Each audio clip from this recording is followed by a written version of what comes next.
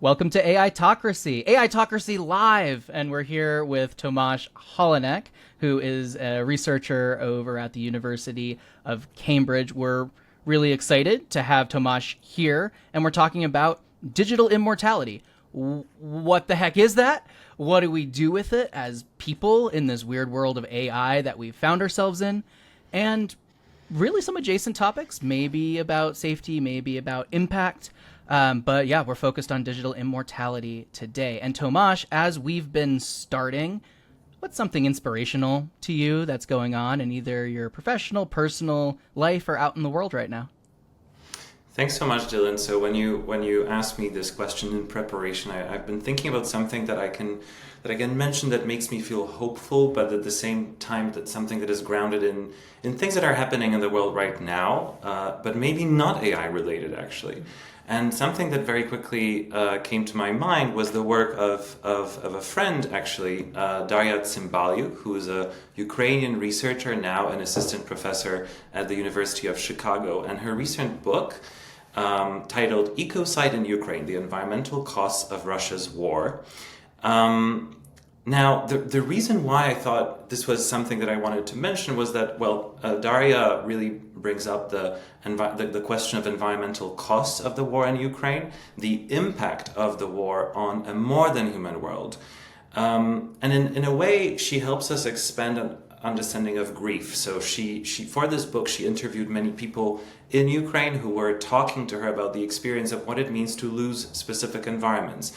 So it's not just about the environmental question, but it is also about how we see ourselves in relation to nature. So this is not necessarily about decentering the very human and very direct impact of the war on the people of Ukraine, but actually it's also about reframing the conversation to consider how we, ourselves, understand ourselves through our relationship with others and with the natural world. And, it might not sound very relevant to the question of digital immortality, but beyond this question of grief and expanding our idea of grief and how we might be grieving not only humans, not only family members, but these broader communities and also broader environments that might be dying for multiple reasons, including as the result of in this case, the war in Ukraine.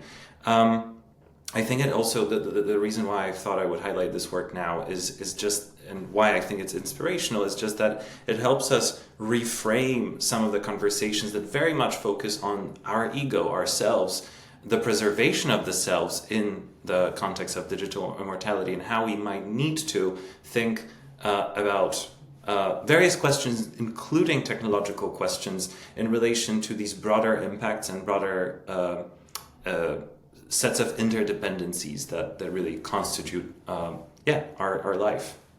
No, it's a set of questions that I've been thinking a lot about in terms of death and grief. This is a personal conversation for me because I've done some research in this topic of digital immortality, and it means something to me, and we can get into that. But we're here to talk with you about this topic. And right now, I've also fallen into this weird world of artificial general intelligence and that community that's very pro-AGI. And so I imagine when some listeners hear digital immortality, that might be where their mind goes.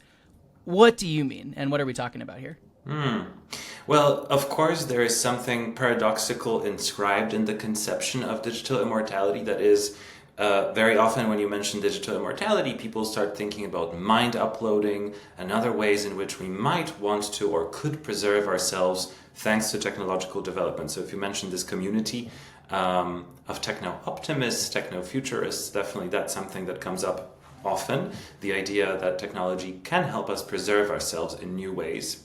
But of course, in that idea of digital immortality, there is this idea, the concept behind it is that we can sort of we can move past our material conditions. We can escape the body. There is something essential to us that we can preserve to escape the very material nature of our existence.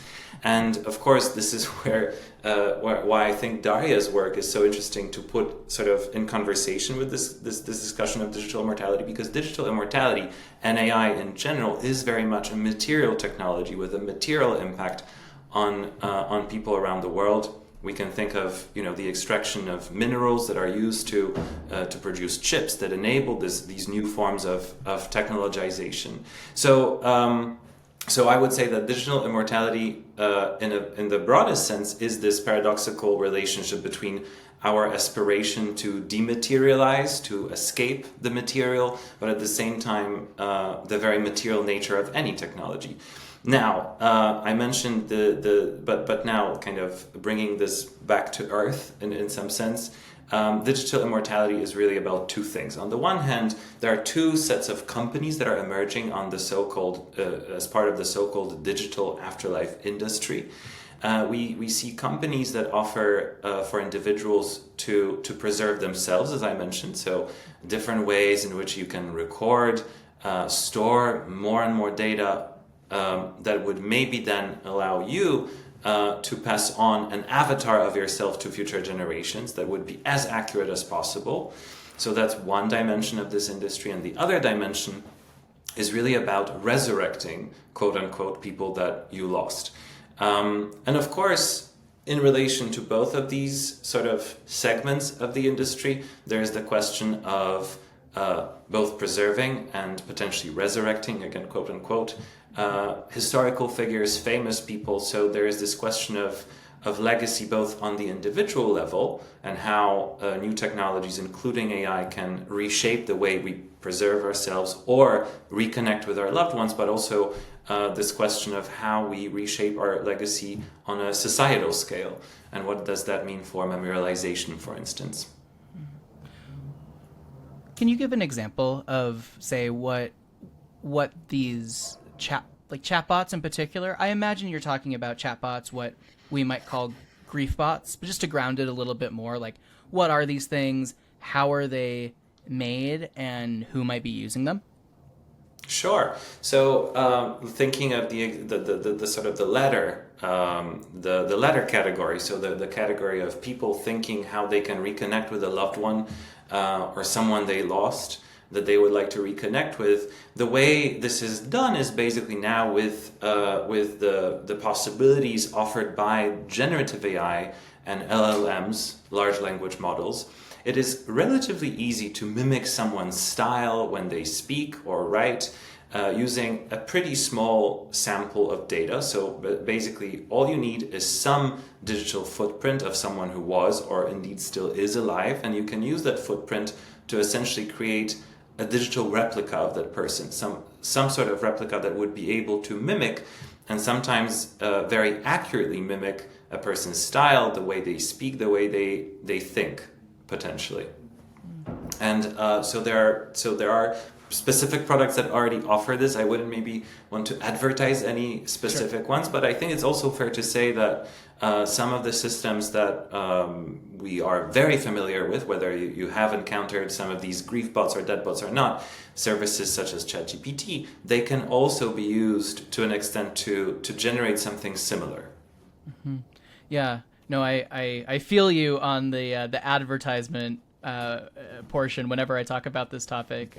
So for listeners who, like, I have done research as part of Dr. Jed Brubaker's lab over at the University of Colorado Boulder, so very on the academic side, on different ways that we can deploy chatbots, study chatbots around this question of digital immortality. And for me, I come from a ministry background, so I have that reverend title, and I'm really interested in some of the bigger questions of ethics around these. But when I talk about this, I'm always scared to say, hey, this company over here, like, and everyone seems to want to know, like, where should I go to go do this in the best way possible or the most ethical way possible? Like, I don't want to. I don't want to necessarily a sponsorship from some of those companies. Not for any reason, but just sponsorship is a sacred thing. I am curious, though, if we want to start wading into some of those ethical concerns, because I imagine when some people hear this digital immortality thing. It's weird, it's new, it's scary, Yeah. perhaps. What's your take on this technology? Do you take like an ethical stance one way or another?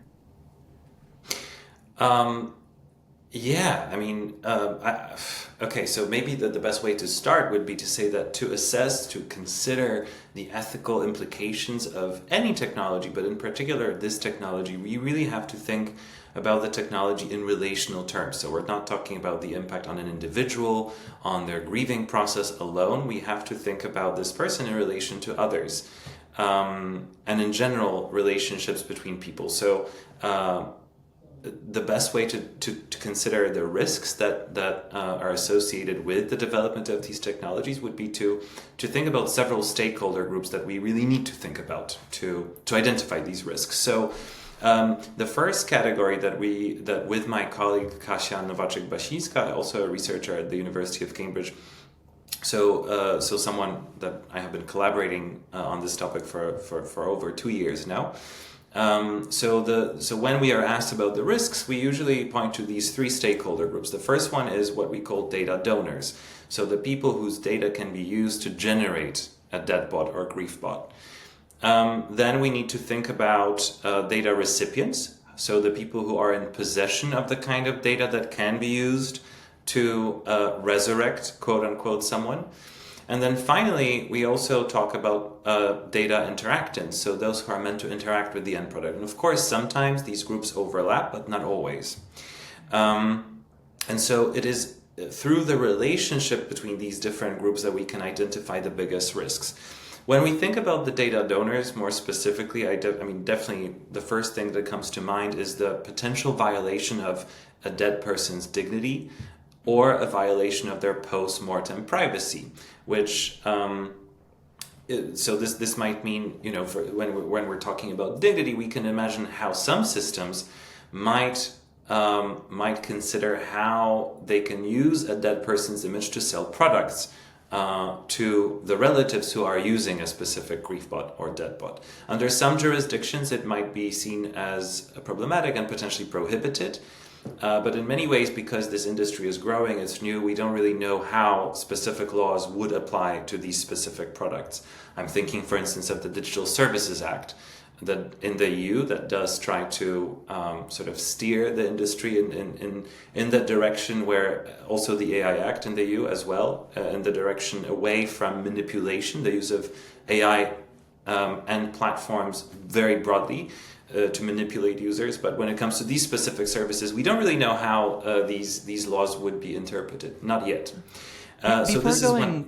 Before going into the other two categories, and we definitely will go into the EU versus US, but so listeners understand, this is increasingly becoming like a $1 million or multi-million-dollar industry. There is a lot of money in Silicon Valley and beyond pouring into this, which is very interesting in other ways. But for data donors, because I think that can be a term of art in our circles, can you just give like a more grounded example of like who a data donor would be in, say, building out a chatbot that is, in quote, like resurrecting someone?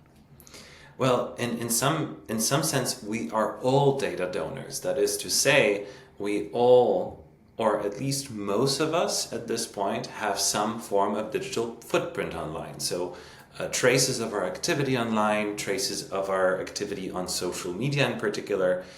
In other words, the kind of data that could be used to create a chatbot that looks like us or behaves like us, speaks like us, writes like us.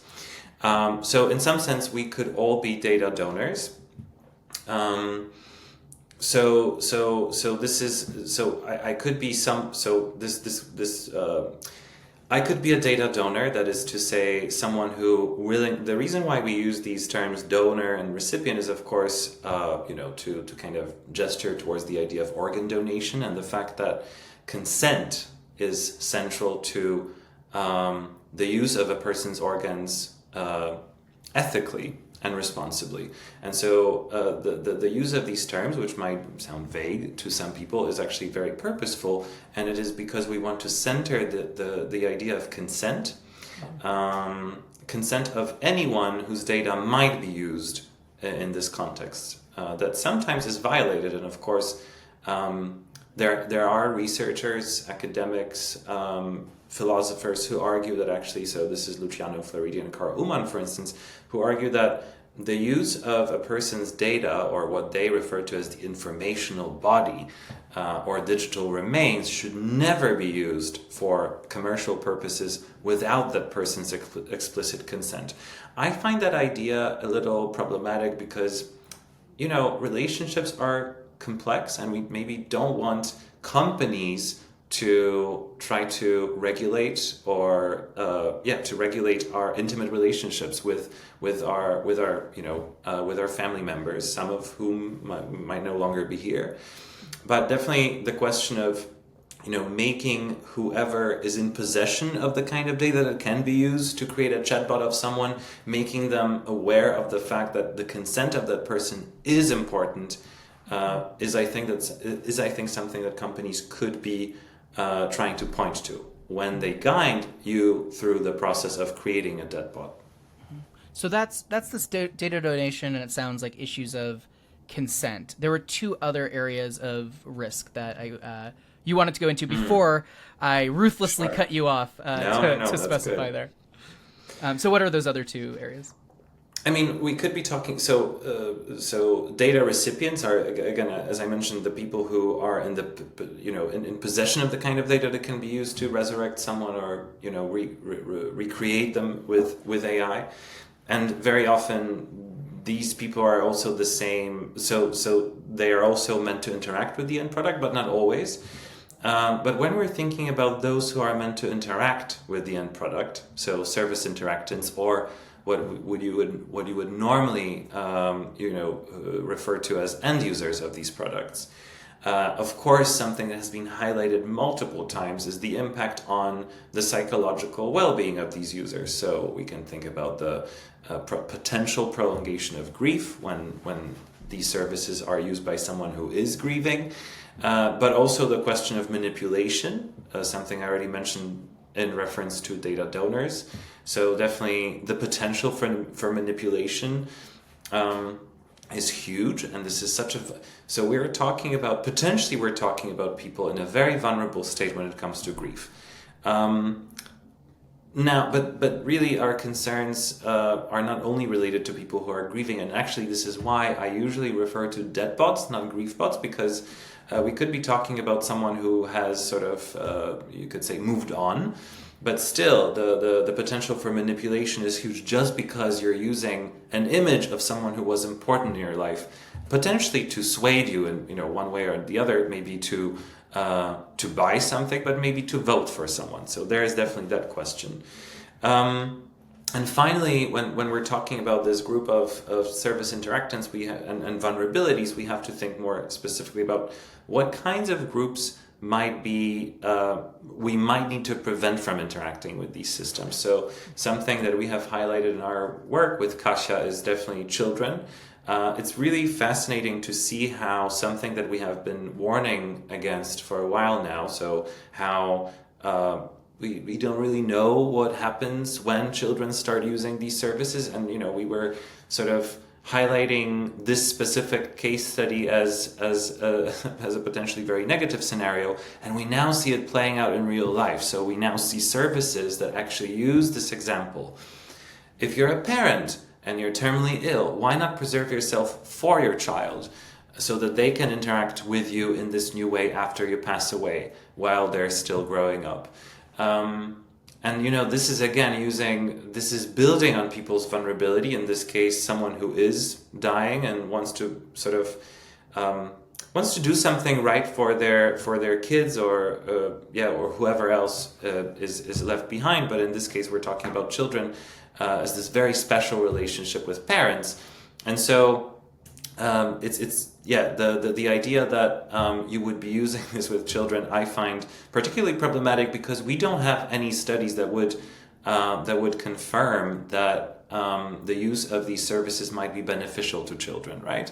And as a researcher, you know that it would be very difficult to get that kind of study approved to actually show that, yes, for some groups, under certain conditions, the use of such services could be beneficial. So our point here with Kasia really is that until we know for sure that there are some material and identifiable benefits, children but also other vulnerable groups should be prevented from using these services. There should be some restrictions, and other groups that we can very easily think of when it comes to this potential for misconduct or and bigger risks is like people with Alzheimer's and other forms of dementia, and how we might need extra protections to ensure that specific groups of users with specific types of vulnerabilities are not negatively impacted by the growth of this industry.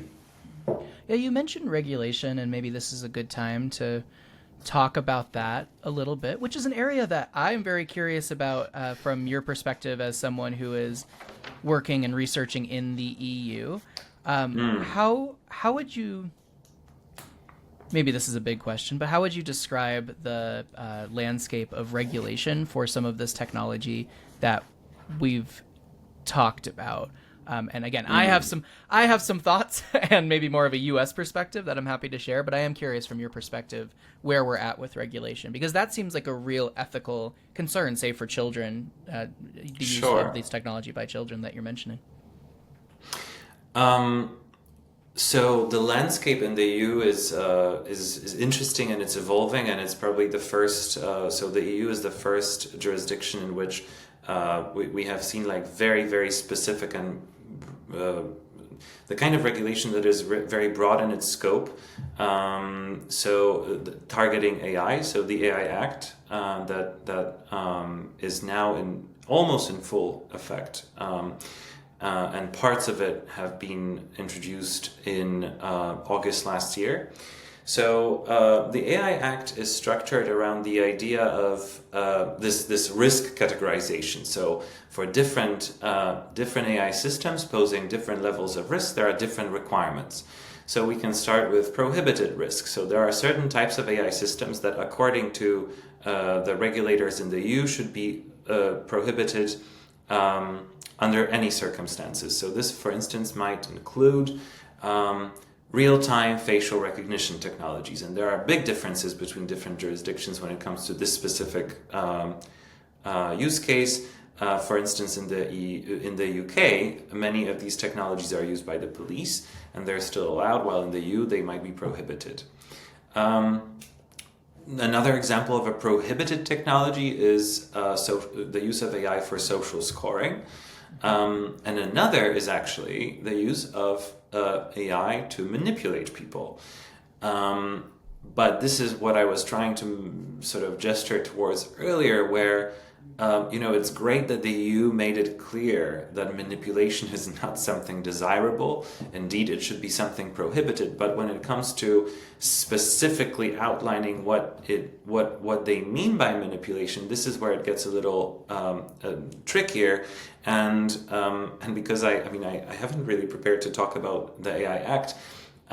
But there is a recital that makes an attempt at making this specific point about prohibited systems more specific, but actually is making it even more vague when it comes to the kinds of use cases that we're discussing right now. So the use of AI to, for instance, help people cope with grief, because the EU makes this. So on the one hand, manipulation is prohibited, but on the other hand, if certain procedures that involve consent are included, the use of AI.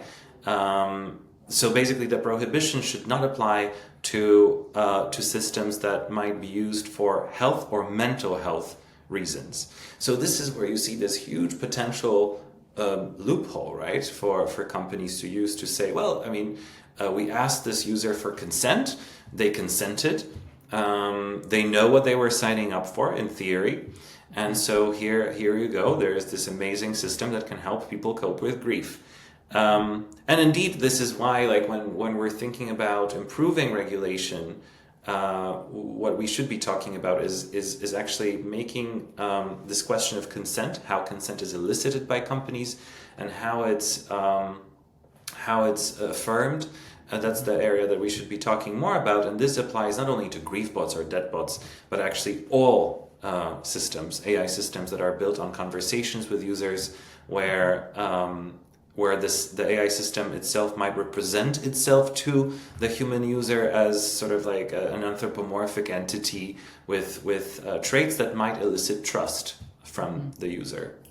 Yeah, no, that's helpful, and I appreciate the perspective on the AI Act specifically. In the U.S. context, it's very much a free for all now. Like a lot of Yeah. regulation around AI. I think the regulation or legislation that it would most come under is regulation around deepfakes and the potential harm of deepfakes. But even that, for this particular topic, I think is very in process, very early on in its cycle.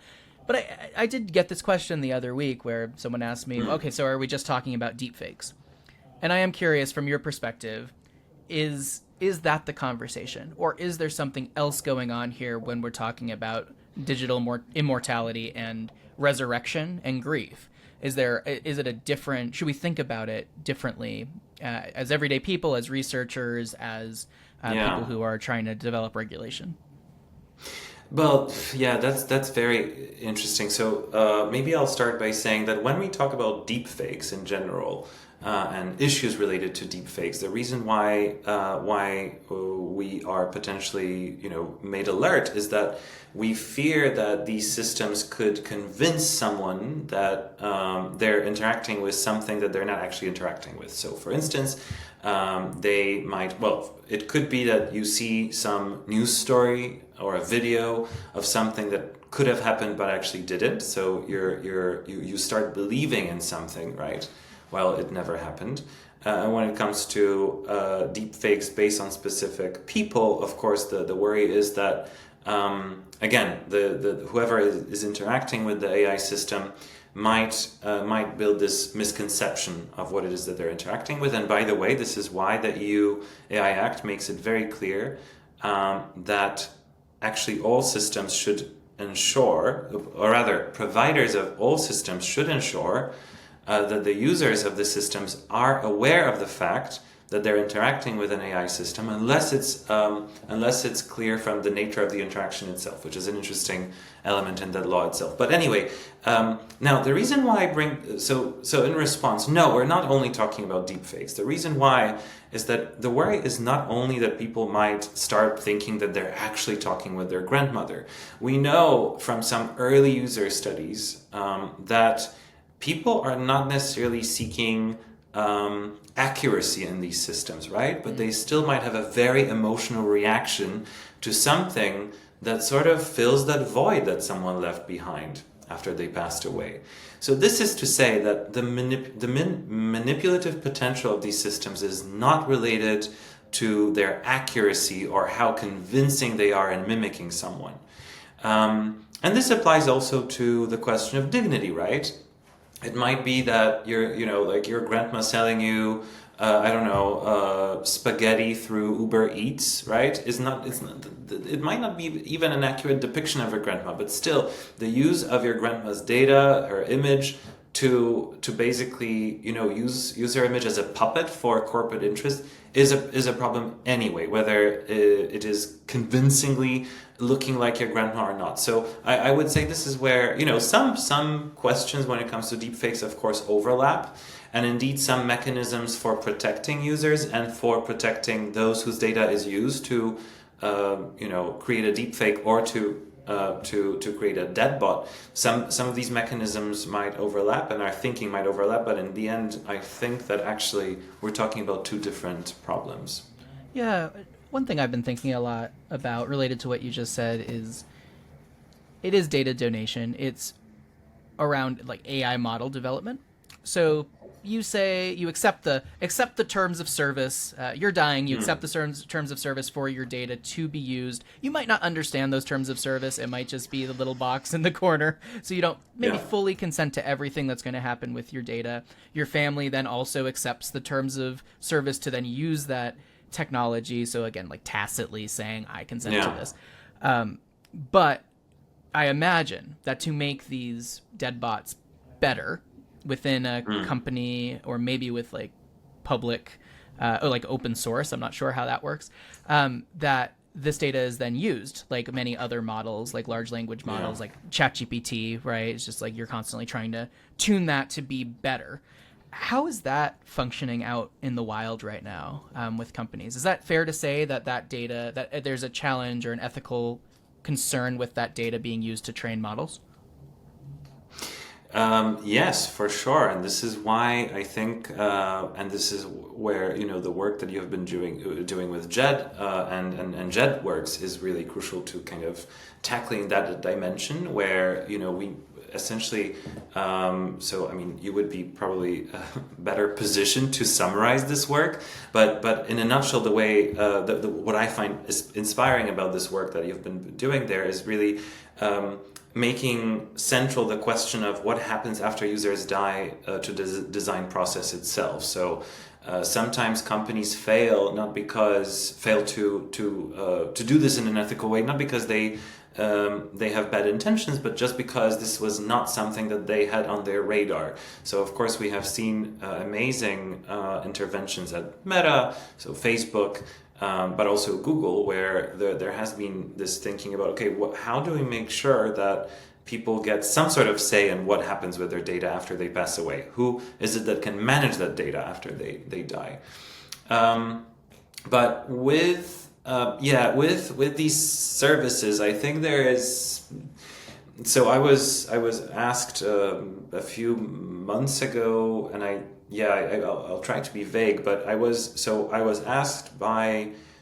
approached by a foundation that is managing the legacy of a Holocaust survivor who is still alive, by the way, who is now a little over 100 years old. And the foundation and the Holocaust survivor are both thinking about how they could preserve this person's legacy in new formats. And they are also considering the use of AI and post-mortem avatars as a potential future direction. And we were discussing how they can ensure that someone who doesn't really understand how the technology works, and most importantly, someone who doesn't understand how the technology might work in the future, meaningfully consents to this process. And something I would suggest that we should all be thinking about and trying to write it down and, make sure that our relatives are aware of our wishes is thinking not so much about what kinds of technologies we're fine with or not, because they might change, but rather what contexts we're fine with and what contexts we're not fine with. So for instance, specifying that in this specific case, thinking about someone who wants to preserve their testimony for future generations, maybe specifying that the use of their data is only fine when it leads to a production of something that is displayed in a museum context, for instance, right? Or specifying that the use of their data to create an avatar of them is only fine if it's 100% certain that the avatar would not produce any kind of statement that would that the actual person would not be okay with, which right now, from a technical point of view, would be impossible when we're talking about the sort of mainstream idea of what a deadbot or griefbot is, or rather, it's very hard to say that there's like a 0% chance of this happening. So that's why the use of postmortem avatars, AI-driven postmortem avatars, when it comes to Holocaust survivors, is very tricky. Although, as you know, there are some really great experiments in this space as well. So yeah, I hope that kind of responds to your question. Yeah, it sounds like there are some smaller, say, startups who are being increasingly founded and funded to do this work. It also, or to develop this technology, I should say. It also sounds like there are some bigger players that are getting involved in funding this work. And this is something I've been trying to make sense of a little bit. But when you have, do you think about those differently? What do you think about some of those bigger, top 4 companies getting involved in either funding or being interested in this work in the first place? So, paradoxically, I actually think that bigger platforms might be because they already are under scrutiny. We pay attention to what these companies are doing with our data. We pay attention to how they might already be manipulating different groups of users when it comes to like news consumption, etc. I actually think that in some sense, the likelihood of them doing something wrong is smaller.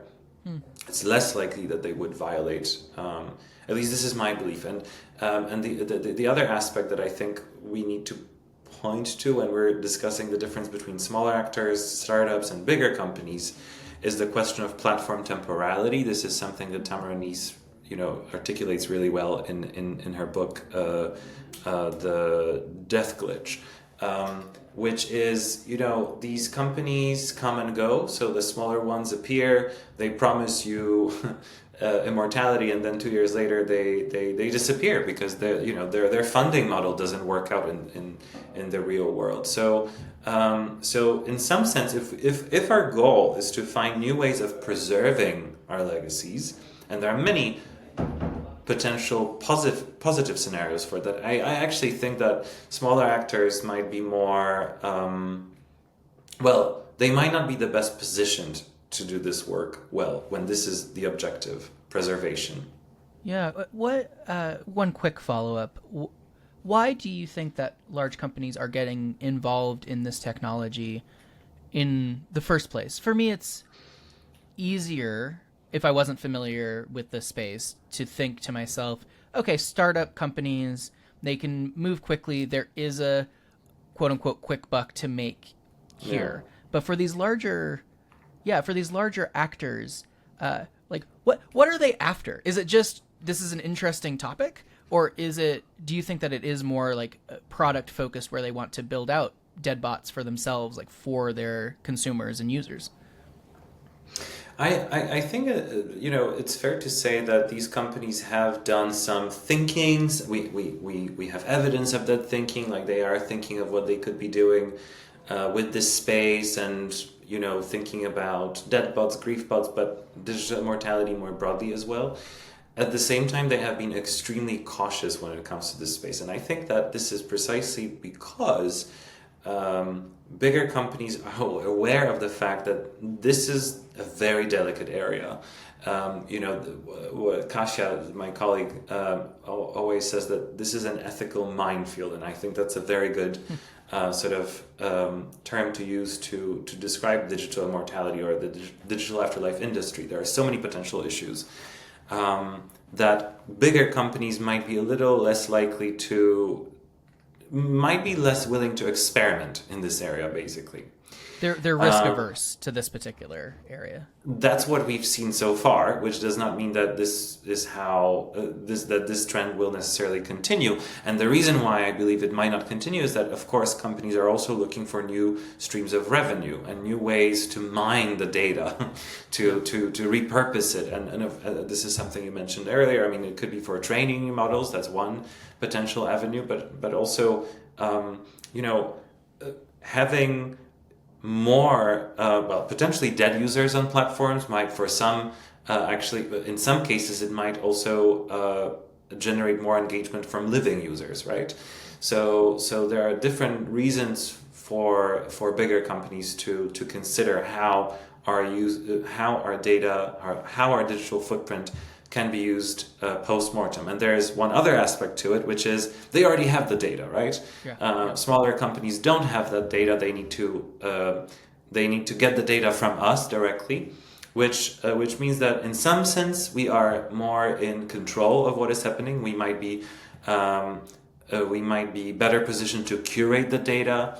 At the same time, platform temporality that I mentioned earlier makes it also a risky space, especially if your goal is to preserve yourself or your loved one for eternity. Yeah, I have follow-ups there, but I want to pivot actually to a bigger question that I've been having throughout this conversation around some of the language that our little AI and death community uses, and I think it's also contested right now. You mentioned, right, the difference between Deadbots and Griefbots, and we won't get into the inside baseball of all of that, but you use the word resurrection a lot, and if folks couldn't see on the audio version of the podcast, some air quotes around that term. And then we also have the title and topic of this episode, which is digital immortality, which has different connotations. Sticking with the resurrection thing, because again, as a minister, I'm like, oh, interesting that we're using this like Jesus-y connotation in some ways in a lot of cultures, not all cultures obviously, but for me as like a historically Christian minister, I'm like, oh, this is interesting. It invokes certain things in a Western context and maybe around the world that seems to be intentional, that we're trying to invoke maybe the emotional idea of resurrection or tap into some greater cultural narrative. And I'm wondering what you think about the language that you use, maybe using resurrection as a starting point. That's a very good question, and probably my answer would be I should not have used that term. But there is a reason why, and I will explain in a second. But actually, what I usually refer to in academic work is simulation or recreation, which have slightly different connotations. Basically, they're not necessarily religious connotations. But when it comes to resurrection, I think the reason why the use of this term is appropriate and totally worth questioning is that these technologies are not something new, something that, or rather the imaginaries of what this specific technology might offer us should be mapped onto a longer history of thinking about how we might overcome death. This is something that the philosopher Stephen Cave, who also happens to be my boss, who is the director of the Institute for Technology and Humanity at Cambridge, he writes in his book, which is these very consistent types of narratives about overcoming death and different and how some prehistories of the sort of technological immortalization that we are seeing now could be traced back to Greek mythology, but also other cultural traditions. So when we're talking about digital immortality, we could be thinking about like resurrection and quite literally Jesus Christ and the idea, but also other myths, other mythologies, other sets of beliefs that kind of tap into the same idea of what immortality could entail. In this case, bringing someone back to life. This is quite different from making someone live forever, right? So what Stephen does very well is actually, he's pointing to, for instance, the idea of the elixir, that again, like a very old idea of how we might overcome death. We basically could never die, and how that finds its reflection into contemporary attempts to prolong life and different strategies, technological, biological, medical, to make it possible for us to live forever, or at least much, much, much longer. Yeah. In some ways, one of the reasons why I love thinking about and studying this topic and working with Jed Brubaker over at CU Boulder on this topic and hearing his perspectives is that it seems to me, as someone who's been in the AI ethics field for 8 years overall and seen it change, it seems to get at the heart of this new fascination in the public consciousness with AI, because we've seen over the past 100 years where like the technology story of AI and the dream of having these AI robots that replace humanity and transform how like we can live forever, that kind of narrative, which has been around longer, but with like AI tech has been around slightly shorter. There seems to be this hope, or again with this artificial general intelligence community, that we're going to recreate humanity in some way, and we're going to replace who we are, and all these things that I think a lot of people have heard and that are getting all the clicks in public scholarship and on CNN and all that stuff. And so I'm curious about how you see this digital immortality topic tapping into some of those larger narratives or maybe trends that we're seeing in AI more broadly. Mm. Well, yeah, that's so. You asked me not to use like very academic terms, but I'll Nah, go use for two, it. and then but and Be I'll academic. If someone's stuck around this long in the episode, then they're at least open to some academic yeah. terminology about this. So go for it. No, but in some sense, I think we see two. Well, we see multiple futures for these technologies, but I think two bigger trends and one dominant for sure, and that is transhumanism. So thinking about how technologies can help us become better human, or more human. That is to say, how we can enhance ourselves as a species through technology. So that's one way of thinking about technology in general, and digital mortality in particular. Might uploading in particular. How we can transcend our own humanity. How we can. This is what I mean when I say more human. As it like be how we can become something that is beyond the human as we see it now. But then there is the other intellectual trend that we could sort of. So this was transhumanism, but there is also posthumanism, and so this is really about thinking. This is what I started our conversation with, which is how we can understand humanity through its relationships with others. So how we can decenter humanism, conservative humanism, and anthropocentrism from our conversations about ethics or politics.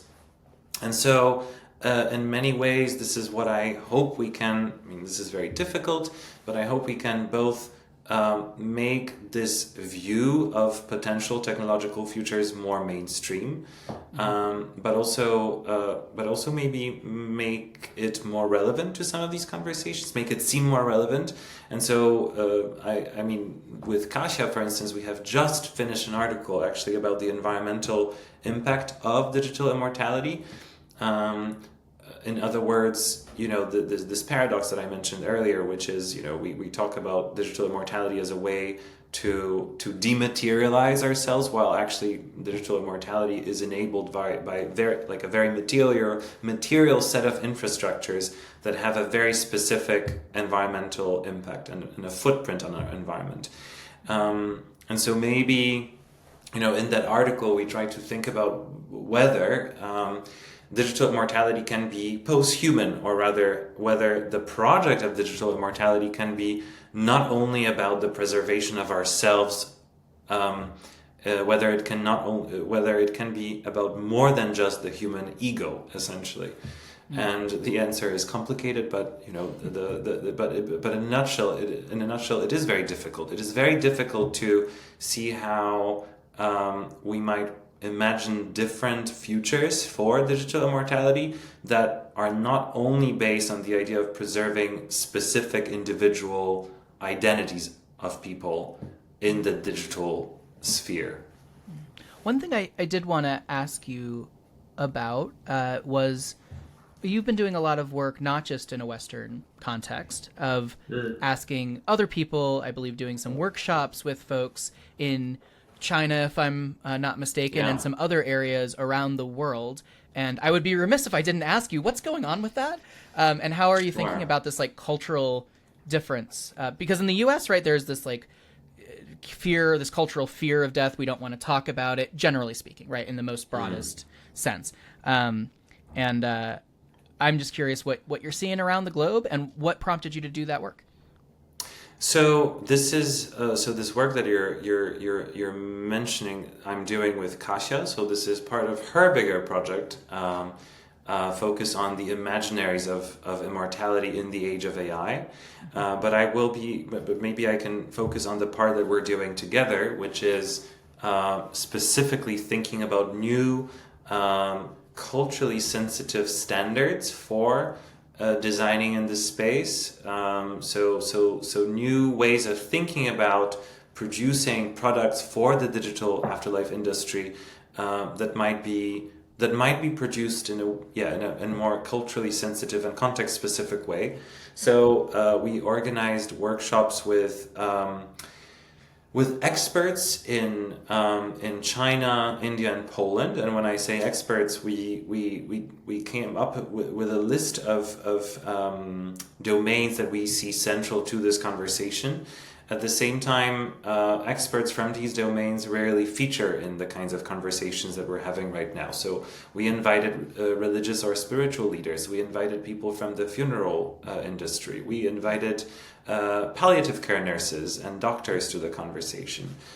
And we wanted to learn how the idea of digital immortality might be viewed differently in these three places specifically, but also how we can learn something about designing the technologies more ethically, and if these technologies can be seen as desirable in the first place. I would love to hear more of your thoughts on this, precisely because of your double background.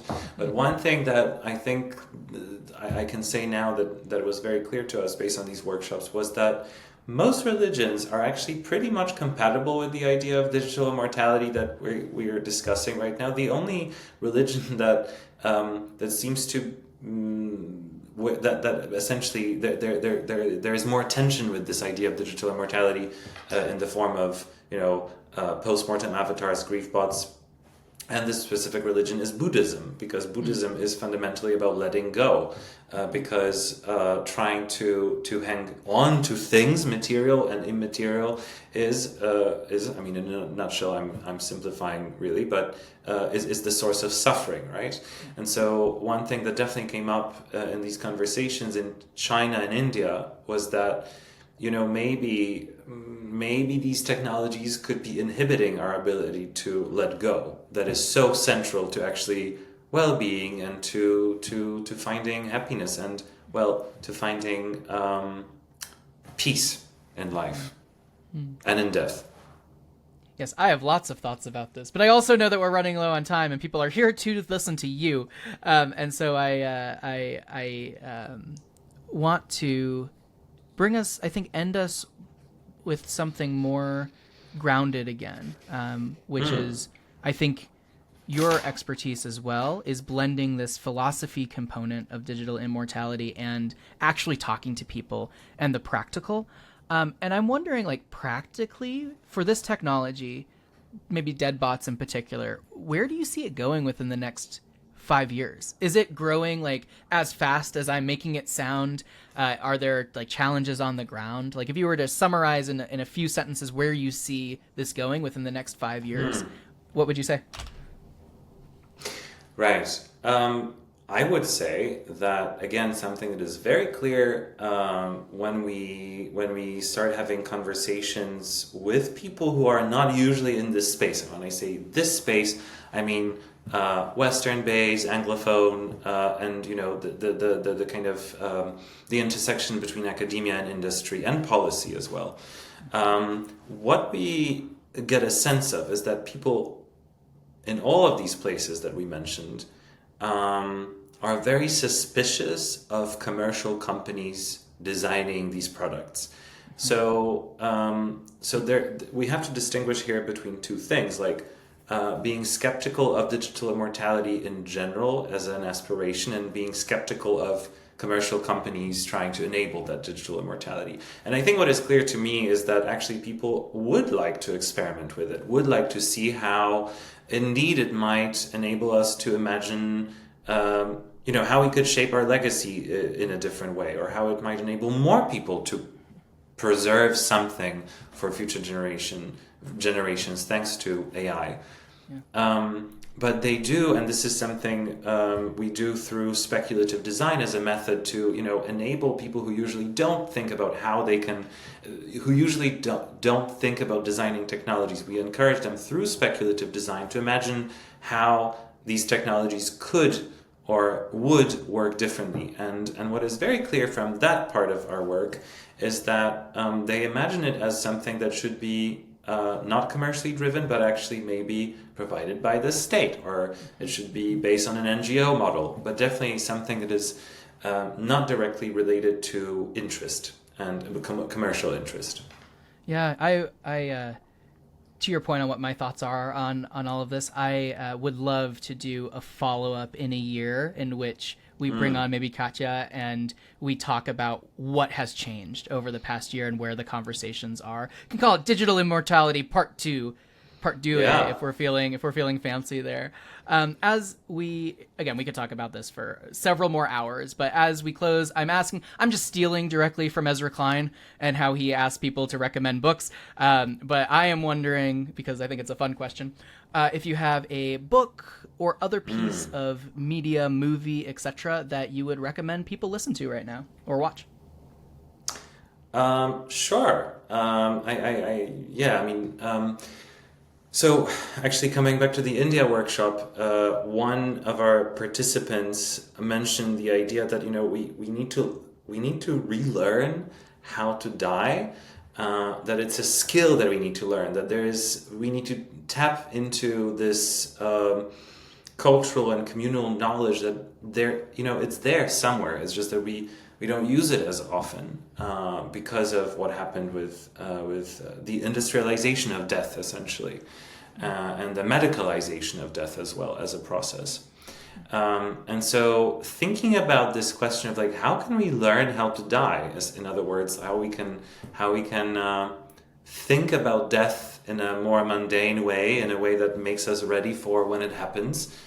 I actually, a film that I would recommend is Pedro Almodovar's The Room Next Door, which tells the story of a woman who is terminally ill. She knows that no treatment might alleviate her pain or will not cure her, and she essentially asks a friend, not a very close friend, to accompany her to a house outside of the city where they both know she will eventually commit suicide.